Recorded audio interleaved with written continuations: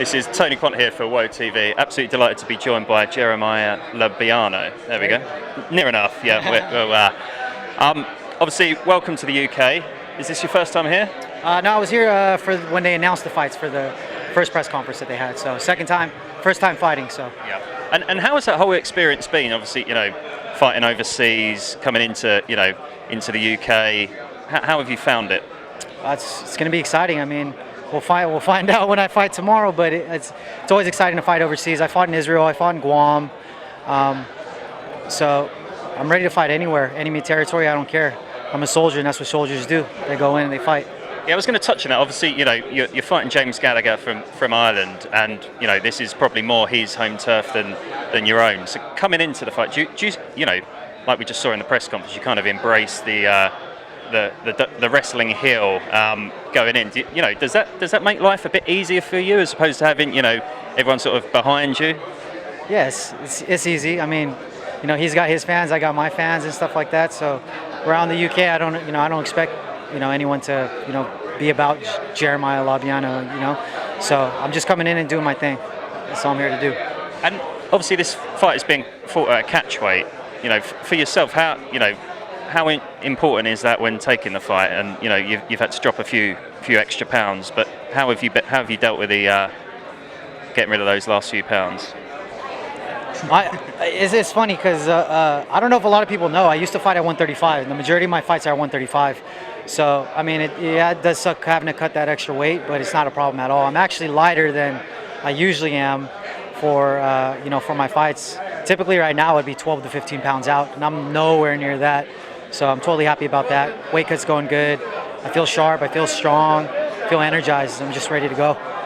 And obviously, your opponent for Saturday night, James Gallagher, was he a name that was on your radar ahead of taking this fight? And was it a potential, someone that you wanted to fight before you was offered this fight? Well, everyone knew that we were supposed to fight 2 years ago.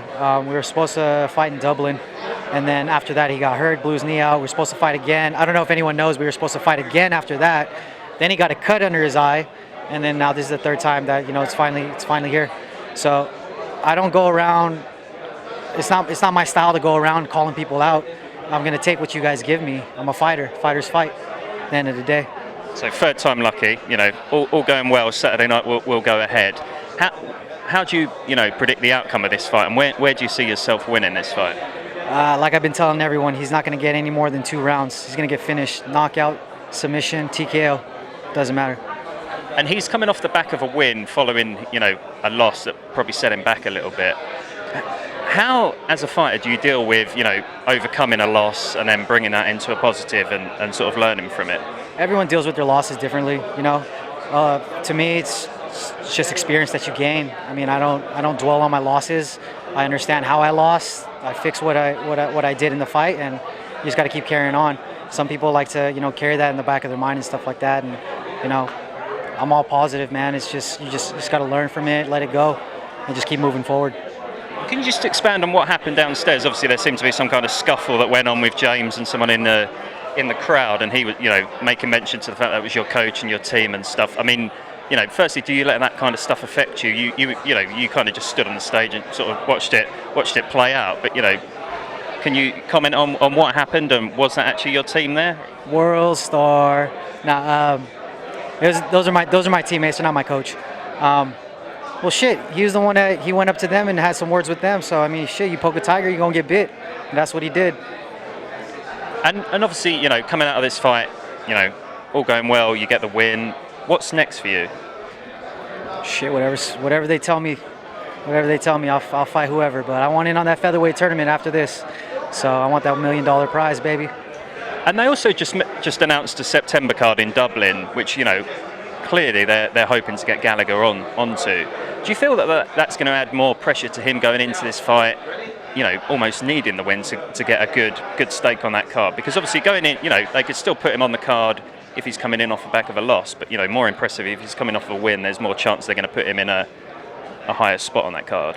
All the pressure's on him, man. All the pressure's on him. No pressure on me at all. And I deal with pressure well. I don't think James does very well with the pressure. You can already tell he's a little rattled in his head. So, yeah, we'll find out. And you said he's not going to get out of the second round. Not going to get out of the second round. How does the fight finish? KO or submission? One of the three. You got three options, right? You either got knockout, TKO, or submission. Or corner stoppage. Huh? Or corner stoppage. Or corner stoppage. They might bring a towel. They might have to throw it in for him. Thanks very much. Appreciate your time. Brother. Thanks, dude. Thanks very much.